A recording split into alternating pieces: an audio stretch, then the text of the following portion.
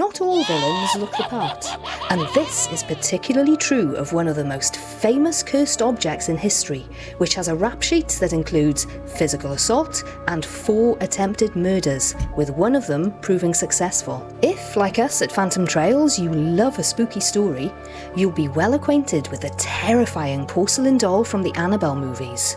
What you might not realise though is that while the film is based on real life events, the appearance of the doll was changed beyond recognition for dramatic purposes that will soon become clear. The story of the real life Annabelle begins in 1970, when a student nurse by the name of Donna received a birthday gift that might not have been every 28-year-old woman's cup of tea, a cheerful Raggedy Ann doll given by her own mother.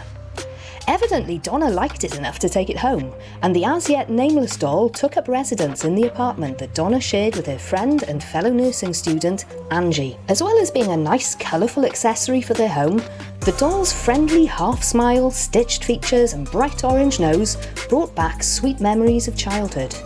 But it wasn't long before the doll's presence began causing unease. Inexplicably, the doll seemed to move around the apartment during the day. Donna would sit her on the living room sofa before leaving for a busy day at work, only to come home in the afternoon and find her in the bedroom with the door shut. Donna and Angie then started finding strange little notes left throughout the apartment. They were written on parchment paper, something that neither woman had ever purchased, and more worryingly, the childlike scrawl on the paper contained hair-raising messages that asked for help. There was more to come though. One morning, while the 2 nurses were eating breakfast, they noticed the doll's cloth arms levitating onto the table. At this point, Donna and Angie came to the conclusion that the doll was trying to communicate with them and decided to seek advice from a psychic medium. During a séance, the medium reported that she was sensing the spirit of a young girl around 6 years old by the name of Annabelle, who was killed in a car accident just outside their apartment block.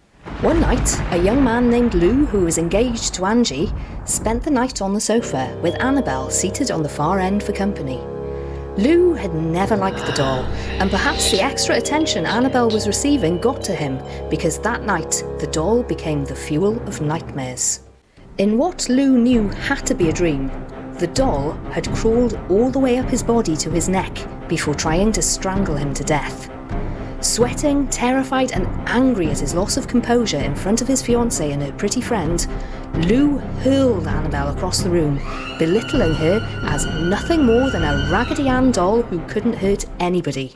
Almost immediately, 7 deep slash marks appeared on Lou's body, 4 on his chest and 3 across his stomach, almost as though his flesh had been torn apart by sharpened claws or surgical scalpels.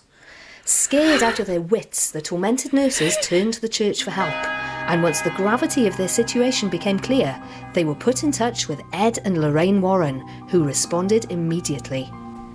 They refused to accept the psychic's theory about the doll being possessed by the harmless spirit of a young girl. Instead, they were convinced that the doll was being manipulated by an inhuman presence that would eventually seek out a human host to possess. A priest came over to perform an exorcism on the nurse's apartment before the Warrens took the doll away for safekeeping. They didn't take any chances though, strapping Annabelle firmly into the back seat of their vehicle and taking country roads home rather than the busy highway. What might have been the end of the story was simply another awful chapter though. The Warrens experienced several hair-raising moments on their journey home, with the brakes of their usually reliable vehicle jamming or failing, taking them within a hair's breadth of a deadly accident on more than one occasion.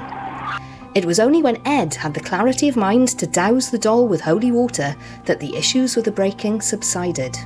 Bravely, Ed kept Annabelle in his study upon arriving home, but she didn't stay there, instead moving around the house freely of her own accord and sometimes even being observed levitating. After repeated escapes from a locked office in an outer building, the Warrens commissioned a special case to be constructed for her. It was made of wood and glass, which was etched with both the Lord's Prayer and St. Michael's Prayer as an extra security measure. It was successful in keeping Annabelle sealed up, but it didn't stop the entity from finding other ways to interfere with the world of the living. The doll can still be seen in the Warrens Occult Museum in Connecticut, But beware mocking her abilities. A visiting priest who did so claimed to have caught a glimpse of Annabelle in his rearview mirror whilst driving home, seconds before his car was written off in a near-fatal smash. He was lucky. Another museum visitor who rapped on Annabelle's glass enclosure and commented how stupid people were to believe in her was killed in a motorbike crash on his way home, leaving his girlfriend with life-threatening injuries. The real-life stories of Annabelle are a chilling reminder that darkness doesn't always appear as we imagine it to be. So the next time you're browsing a flea market or an antique store, think twice about bringing home a random object, especially one with an unknown history. You never know what kind of malevolent entity might be lurking within. Thanks for watching, and if you've enjoyed this video, please don't forget to like, comment and subscribe.